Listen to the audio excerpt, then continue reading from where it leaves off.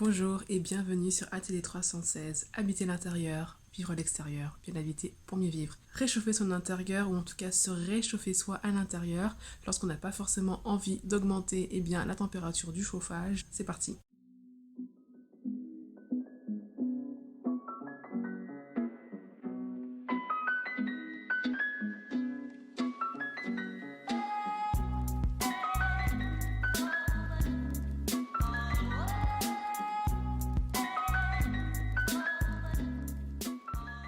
Conseil numéro 1, alors il est tout bête, tout simple et pourtant on n'y pense peut-être pas forcément assez, c'est tout simplement les textiles que vous portez, les vêtements que vous portez, investissez dans des sous-vêtements. Sous-vêtements, bonneterie, qu'est-ce que j'entends par là? C'est tout simplement rajouter une petite couche, une petite épaisseur, un legging, un tricot, un dessous de peau, ça peut être également des collants, des culottes plutôt en mode shorty, bref, les sous-vêtements, avoir cette première couche, ça sera déjà un pas pour ne pas forcément avoir à augmenter le chauffage ou alors retarder le démarrage du chauffage plus tard dans la saison. Commencez pourquoi pas mi-novembre voire décembre. Si vous avez un legging en dessous de votre pantalon, de votre jupe, un tricot en plus, ça peut vraiment faire la différence en termes de température et de conservation de votre propre chaleur. Le conseil numéro 2 est issu du conseil numéro 1 puisqu'en termes de sous-vêtements, il y a vraiment un type de sous-vêtements qui est hyper important et là c'est vraiment plus de la bonneterie. Il s'agit tout simplement de protéger vos extrémités, ce que j'appelle ces capteurs thermiques que sont les oreilles, les mains, les pieds, parfois le crâne en tout cas si vous êtes chauve, mais bon, si vous êtes chez vous, ça concernera principalement les pieds qui sont au contact du sol. L'idée étant d'acheter des chaussettes, mais pas n'importe quel type de chaussettes. Donc il s'agira soit de chaussettes en laine, donc les chaussettes en laine un petit peu de type suédoise, type Écosse, type Danemark, ou alors si vous ne pouvez pas acheter et que vous ne trouvez pas des chaussettes en laine, et j'incite vraiment pour les chaussettes, pour la matière laine, ça peut être tout simplement des chaussettes spéciales ski. Alors les chaussettes spéciales ski, elles sont pas forcément en textile organique, elles peuvent être en textile synthétique et c'est les seules entre guillemets que j'autorise étant donné qu'elles sont vraiment techniques et qu'elles vont vraiment avoir une bonne rétention de la chaleur. Elles vont être assez épaisses, ce qui fait qu'en fait elles vont non seulement vous garder au chaud très longtemps, mais en plus elles vont s'user beaucoup plus lentement que d'autres chaussettes. À bannir les sockets, les chaussettes classiques Dim, non. Donc chaussettes en laine ou chaussettes de ski et vos pieds vous diront merci. Et quand les extrémités en particulier, les pieds, sont au chaud, tout le reste du corps peut supporter beaucoup plus facilement que si les pieds sont au froid. Là par contre c'est la catastrophe.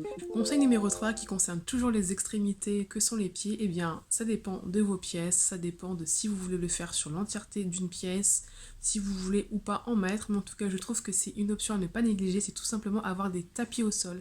Et donc oui, les tapis vont vraiment faire office d'isolation entre vos pieds, qui sont des extrémités importantes des capteurs thermiques, et le sol qui souvent est parfois un peu froid, notamment quand c'est du carrelage ou c'est du parquet et même de la pierre. Et même pour les revêtements un petit peu en PVC, en lino, avoir un tapis, ça permet quand même d'avoir cette couche qui vous permet un petit peu de vous isoler de cette fraîcheur. Donc vraiment, investissez dans des tapis si vous le pouvez. Alors je suis plutôt contre la moquette et plus pour le tapis, tout simplement parce que le tapis, vous pouvez l'entretenir beaucoup plus facilement. Une fois par semaine, vous le secouez au-dessus de votre balcon, de votre terrasse, ça enlève la poussière, ça l'aère, ça fait circuler, ça enlève aussi un petit peu les acariens plutôt que passer l'aspirateur sur la moquette, c'est vraiment pas top. Et puis le tapis, si jamais vous faites une tâche, c'est beaucoup plus facile de le laver. Alors le quatrième conseil est vraiment important, c'est la base. Et c'est même important de vérifier ça avant d'investir dans des super radiateurs, dans des super systèmes de chauffage. C'est tout simplement les ouvertures extérieures. Donc les ouvertures extérieures, ce sont les fenêtres, ce sont les Velux, ce sont parfois les portes, c'est toute la boiserie autour des portes, des fenêtres, des portes-fenêtres, bon vous avez compris. Tout ce qui fait entre guillemets barrage entre votre appartement, entre votre logement et le monde extérieur. Tout ce qui vous protège un petit peu du vent, tout ce qui vous permet d'entrer et de sortir en dehors de votre appartement à proprement parler. Alors par exemple pour vos fenêtres, il faut vérifier si elles sont poreuses. Parfois on peut avoir des fenêtres, on va sentir comme des petits trous d'air. Ça peut être aussi au niveau de la boiserie, de l'encadrement. On peut avoir des petits trous qui vont laisser passer l'air. Et ça, tous ces petits défauts vont venir plomber votre système de chauffage, votre radiateur, etc. si vous ne les réglez pas. Parce que autant investir dans des bonnes fenêtres, dans des bonnes ouvertures, dans des bonnes portes, plutôt que de devoir surchauffer. Là, ça va être un gouffre financier et thermique pour vous. Donc on vérifie bien les fenêtres, dans les angles. Est-ce qu'il y a de l'air qui passe? Est-ce que les boisements sont encore de qualité? Est-ce qu'ils sont poreux? Est-ce qu'ils sont humides? Est-ce que les vitres Les fenêtres méritent d'être changées. Et quant aux portes, n'hésitez surtout pas à mettre des boudins, des pas de porte. Ça va permettre de diminuer la circulation de l'air frais dans votre maison. C'est hyper important, d'autant plus qu'il s'agit de passage d'air au niveau de vos pieds. Et si vous avez ces petits courants d'air au niveau de vos pieds, vous aurez beaucoup plus froid. Donc on n'oublie pas, les ouvertures sont hyper importantes car elles sont la base de l'isolation. Autant vous n'avez pas forcément accès à l'intérieur de vos murs, autant vous avez le pouvoir d'agir. Nous avons le pouvoir d'agir sur les fenêtres, ouvertures, encadrement, c'est la base. Ça sert à rien de chauffer si ça n'est pas réglé. Conseil numéro 5 et conseil numéro 6 qui vont également avec les ouvertures. Il s'agit tout simplement de se fournir en rideau. Alors conseil numéro 5, si vous avez le budget et si vous estimez que c'est nécessaire pour vous parce qu'en hiver, effectivement, vous avez quand même bien froid, investissez dans des rideaux thermiques. Les rideaux thermiques, ce sont des rideaux qui ont quand même une sacrée épaisseur et qui ont parfois des textiles soit techniques, soit très résistants qui vont permettre de capter la chaleur et éventuellement de la restituer. Et conseil numéro 6, si vous n'avez pas forcément les moyens de vous acheter des rideaux thermiques, qui quand même ont un certain coût, moi je vous dis faites le test d'acheter tout simplement des rideaux de couleur sombre voire de couleur noire. Si vous ne me croyez pas, avant tout faites le test. Portez un t-shirt, une chemise de couleur noire, de couleur sombre, mettez-vous près d'une fenêtre, fermez bien sûr à un moment où le soleil transperce cette fenêtre. Vous vous mettez avec votre vêtement noir et vous sentirez que la chaleur du soleil, que les rayons du soleil vont transpercer la fenêtre et vont vous réchauffer tout simplement parce que votre t-shirt est noir. Donc ce phénomène, vraiment je le confirme parce que j'ai déjà testé. Et l'intérêt d'avoir des rideaux noirs, c'est tout simplement d'avoir des ouvertures entre guillemets qui seraient chauffées grâce au déploiement de ces rideaux noirs. Donc vraiment testez. Si vous n'êtes pas sûr d'acheter des rideaux noirs, au moins faites le test avec vous. Et donc ces rideaux noirs, ce que vous allez faire, c'est que vous allez profiter des moments d'ensoleillement de votre pièce et vous allez vraiment les tirer. Donc fermez les rideaux et vous allez sentir qu'en fait que ça va restituer un petit peu de chaleur. Alors c'est pas un système miraculeux mais c'est quand même du bon sens. On va essayer de capter au maximum les rayons du soleil et la chaleur qui est émise. Ce que je conseille de faire et l'idéal en fait c'est d'avoir un soleil, je sais pas moi, qui ensoleille votre salon ou votre chambre midi à 16h. Vous fermez vos rideaux et vous verrez que le soir quand vous rentrerez sans avoir allumé le chauffage, il y aura une certaine chaleur ou en tout cas une certaine douceur. Conseil numéro 7 qui peut paraître contre-intuitif et qui pourtant est très important et qui va vraiment être bénéfique pour votre intérieur et pour le réchauffement de votre intérieur, c'est tout simplement d'aérer un minimum 10 minutes par jour. Moi ce que je fais c'est que j'aère en général entre 9h et midi 30, 10 minutes par jour et puis ensuite je ferme. Aérer pourquoi ? Déjà pour entre guillemets dégager les odeurs et la chaleur humaine qu'on a accumulée la nuit. Ça permet aussi de faire dégager les odeurs que parfois les radiateurs peuvent émettre parce que la source de chaleur peut aussi diffuser des odeurs un peu de métal, de fer, de fioul, etc. Donc vraiment on aère.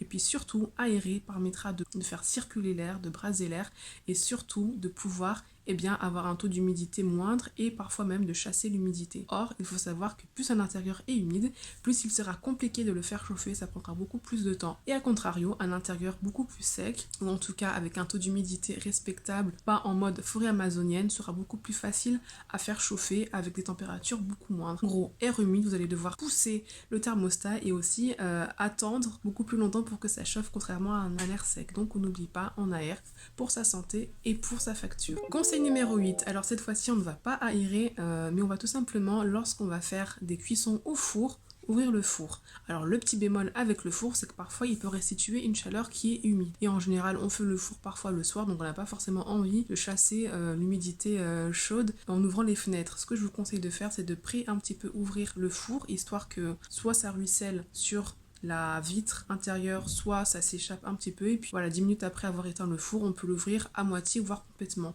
Franchement, la chaleur du four, surtout la chaleur tournante qui je trouve est plus intéressante car elle brasse l'air, on a un peu moins d'humidité, elle va venir réchauffer la cuisine, elle va vraiment venir réchauffer votre salle à manger si vous avez une cuisine centrale et ça c'est vraiment une chaleur incomparable. D'ailleurs, je reviens sur le point précédent, aérer c'est d'autant plus important si vous faites sécher votre linge en intérieur. Si votre linge il est en intérieur, que vous n'aérez jamais et qu'en plus il fait chaud, il va non seulement mettre beaucoup de temps à sécher, mais en plus ça va sentir mauvais et ça va développer du moisi, des champignons et ça c'est vraiment un tue santé, donc on aère. Conseil numéro 9, c'est un conseil plein de bon sens mais c'est quand même bien de le rappeler, on va travailler tout simplement dans les pièces lumineuses. Alors si on est en télétravail et que le bureau est dans la chambre et que la chambre elle est exposée nord et que finalement on a le soleil un petit peu de 16h à 17h et que par contre le salon lui il est un petit peu illuminé entre 9h et 14h, on va se déplacer, on va travailler dans le salon. salon. Même si dans le salon il y a peut-être un peu plus de distraction, je vous assure, avoir un confort thermique, ça n'a pas de prix. Et quand on se sent bien, on est beaucoup plus à l'aise à travailler, même si effectivement la chambre peut être parfois beaucoup plus sympa ou le bureau beaucoup plus sympa, mais choisissez, favorisez vraiment les pièces où vous allez pouvoir travailler avec un certain confort. Et la chaleur pendant la période automnale et la période hivernale, c'est un confort à ne pas négliger, sinon vous allez être distrait, pas bien, voire même énervé. Donc on choisit de travailler dans les pièces ensoleillées, travailler, télétravailler, rechercher son emploi, écrire ses livres dans une pièce illuminé. Conseil numéro 10, spécial gourmand ou gourmet. Après avoir passé une journée pourrie avec une pluie, vous savez les pluies fraîches là entre 5 et 10 degrés, c'est pas de la neige, en même temps il fait froid, ça vous transperce le corps. Ce que je vous recommande moi c'est tout simplement de vous faire une espèce de petite boisson chaude, soit à base de piment, soit à base de gingembre. Le gingembre est une racine et le piment est un fruit si je ne me trompe pas, c'est pas un légume. Et en fait le gingembre et le piment ont des espèces de propriétés, je sais pas trop comment l'expliquer parce que je suis pas scientifique ni biologiste, mais ça a cette faculté de pouvoir, grâce au piquant, de réchauffer. Mais vraiment, moi je sais que parfois, lorsque j'ai froid, lorsque j'ai passé une journée pourrie, ou surtout il a plu, rien de mieux qu'une bonne boisson chaude à base de gingembre ou de piment. Un thé, ça réchauffe, mais il y a un pouvoir, je sais pas lequel c'est, il faudrait que je fasse des recherches et que je vous en parle, mais dans le piment et dans le gingembre qui va vraiment venir réchauffer, c'est-à-dire qui va vraiment venir réchauffer le corps entier pendant un petit moment. J'ai une préférence en termes de système de chauffage pour les avoir quasiment tous testés pour 2 systèmes de chauffage. Alors le premier, vous le devinez, c'est la cheminée, le feu de bois, le feu de cheminée, c'est incomparable. Pour l'avoir vécu, quand on est près d'une cheminée, on a vraiment l'impression que la chaleur, elle envahit le corps entier. Alors quand c'est juste le radiateur, on sent qu'il fait chaud, mais voilà, ça pénètre pas vraiment le textile, on sent juste qu'il fait chaud dans la pièce. Qu'alors, la chaleur près d'un feu de bois, près d'une cheminée, mais vraiment, elle nous envahit et on a instantanément chaud. Ça, c'est super, c'est vraiment super. Et mon deuxième, mon favori, si j'ai les moyens, mais en même temps, c'est un petit peu des inconvénients, c'est tout simplement le chauffage au sol. Je l'avais expérimenté pendant à peu près 1 an et demi, j'avais un appartement avec chauffage au sol, c'était de la bombe. Quand vous avez un chauffage au sol, vous pouvez être en maillot chez vous le 25 décembre, il n'y a pas de problème. Vos pieds sont chauffés, le reste du corps est chauffé. Vous pouvez faire sécher votre linge à l'intérieur, il va sécher rapidos. Et ça, c'est vraiment super. Donc, le chauffage au sol, c'est super parce qu'en plus, la chaleur, elle est répartie uniformément étant donné que le chauffage, lui, il est sous tout le sol. Il n'y a pas de déperdition de la chaleur. Et puis, si vous avez des hauts plafonds, vous n'en avez rien à faire tout simplement parce que vos pieds, vos extrémités sont chauffées et le reste n'a plus d'importance. Le seul inconvénient, c'est que si vous avez un problème avec le chauffage au sol, et ben, il va falloir enlever l'eau sol. Et ça, c'est quand même quelque chose que tout le monde ne peut pas bien se permettre de faire. Ce podcast vidéo est terminé. Réchauffez-vous bien, piochez ce qui vous intéresse et à très vite pour la prochaine vidéo. Shalom!